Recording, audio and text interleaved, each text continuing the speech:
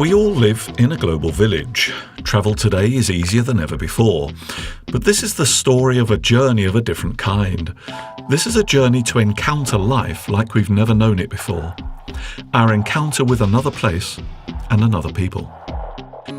6 passionate people were chosen to go with the Salvation Army's International Development Team to encounter life in waterless communities, to see the need, the solutions and the transformation that is taking place because people cared enough to give to their neighbours in need.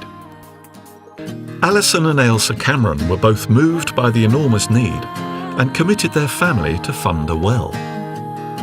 First heard about the watershed up here at Roots when I was in Blast, and we were watching it, they showed the video of it, and it just kind of hits you. You take it so much for granted, having clean water, and to see these people who haven't got that essential for just daily life, it just really hits you, and you do want to do what you can to help and improve their situation. Seeing that a basic need of not having drinking water just really hit home, and it was that triggered my husband and I to really take this as an issue for ourselves, to support and try and raise money for, etc. In 2007, the Roots event focused on the issue of trafficking. So the first stop was the border town of Mchinji in Malawi, where the Salvation Army is dealing with the issue of child trafficking. I can't believe that people can get away with doing it to people. It's so wrong, and nobody should have a price put on them, and I can't describe in words how wrong it is and how much it needs to stop. In Mchinji, the Salvation Army has opened a safe house for child trafficking victims. Thousands of children are trafficked every year from around Malawi and across into neighbouring Zambia for forced work on tobacco farms, as herd boys, and even into child prostitution. Forced to work in inhumane conditions, the children are starved, beaten and treated with disregard, and are bought for as little as 10p from their destitute families, with false promises of a fair wage and the chance of a better life. Kerin is the social worker who is caring for Dumisani and the other children at this safe house in Mchinji.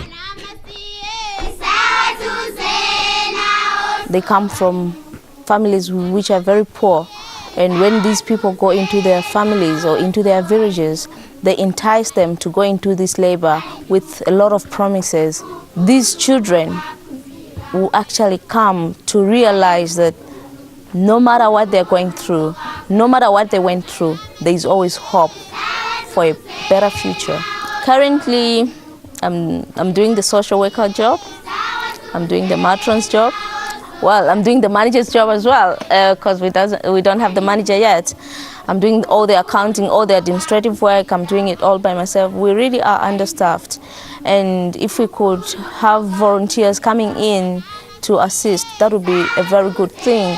As soon as it's possible, if we can have a football pitch put in place, a netball pitch put in place, we need to put up a Jura wall around this place so that we really secure it. It's possible some people might take advantage of this place to say, there are girls there, I don't need to go far. We might end up breeding prostitutes here instead of combating the thing. What we need is to bring back these girls to where they belong and to bring them back to being a child, not being an adult. When we saw all these hundreds of children, it was a bit overwhelming. To hear them singing and watch them dancing was just amazing.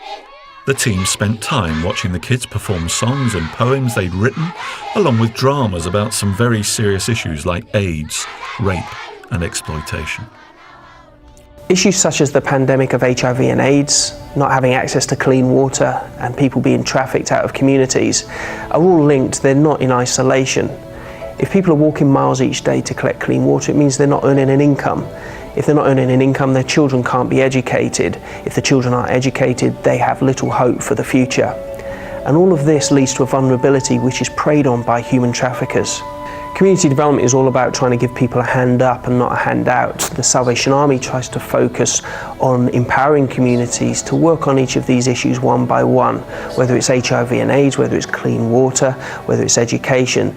The idea is to work alongside these communities, deal with these issues and help people build a better life. From Machinji, the team continued their watershed journey. A 14-hour drive over bumpy roads with potholes the size of bathtubs did nothing to dissuade this determined group from their journey of discovery. James even tried to keep everyone entertained with his singing.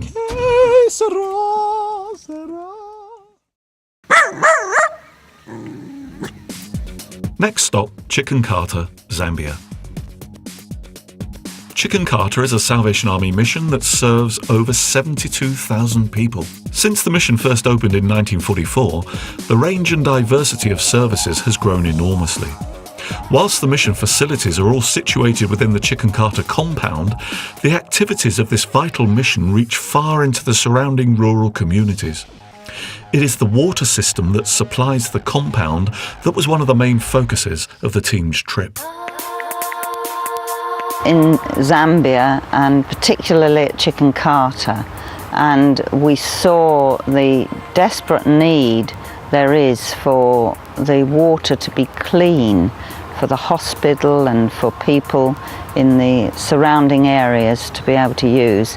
I realised that we can do something about it. We can make a difference to people's lives. In the surrounding villages, the amount of disease, the number of people dying from disease, much of which could be prevented by clean water.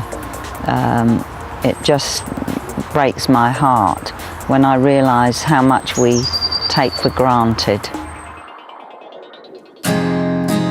The team were given a tour of the mission, which is home to over 600 people and a centre of education, learning, community development and health services for thousands.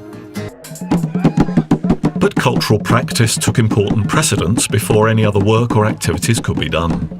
The team were invited to meet with Her Royal Highness, Chiefness Mwenda. The Chiefness rules the Chikonkata catchment area as her kingdom. Zambian custom means that this position is held with very high regard, so appropriate respect and an official ceremony was needed before our pilgrims could move freely through her kingdom. And what better way to show respect than by presenting a live goat to Her Royal Highness? The joy and hardship of community life was made very real to the travellers with a night of Zambian food, singing and dancing under the stars with local residents. But it was the night spent in the traditional mud huts that was the bigger reality check for the team.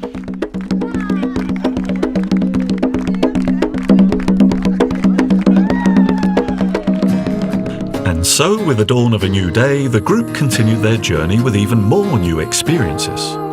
The team travelled to the Makwela village, where the Salvation Army is facilitating some work with orphans and vulnerable children. The massive problem of AIDS has killed generations and has left hundreds of orphans in this area alone. Many of these children are being cared for by other community members and are supported by the assistance they receive from the Salvation Army.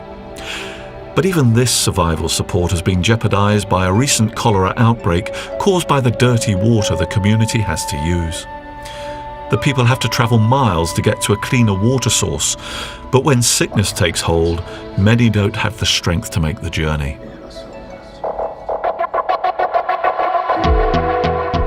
Our team were able to try out the nearest clean water source. The water is pumped from groundwater by the hand pump. Excess water runs off into a vegetable garden, which is planted next to the pump to ensure none of this precious resource is wasted. Visits to other villages reinforced the desperate needs the team had been told they would encounter. HIV/AIDS, malaria, tuberculosis and water-related diseases are the biggest killers in this area, and the most vulnerable are children under 5.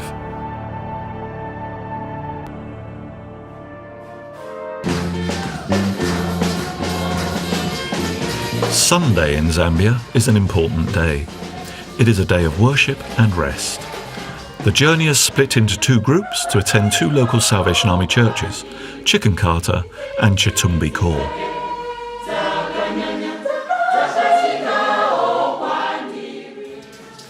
I think at home sometimes we can get bogged down in traditions, and it was just nice to be somewhere where everyone was just praising God and wasn't really bothered what people thought. It was just they were being themselves and praising God in the way that they wanted to, which I think was really, I loved that about there.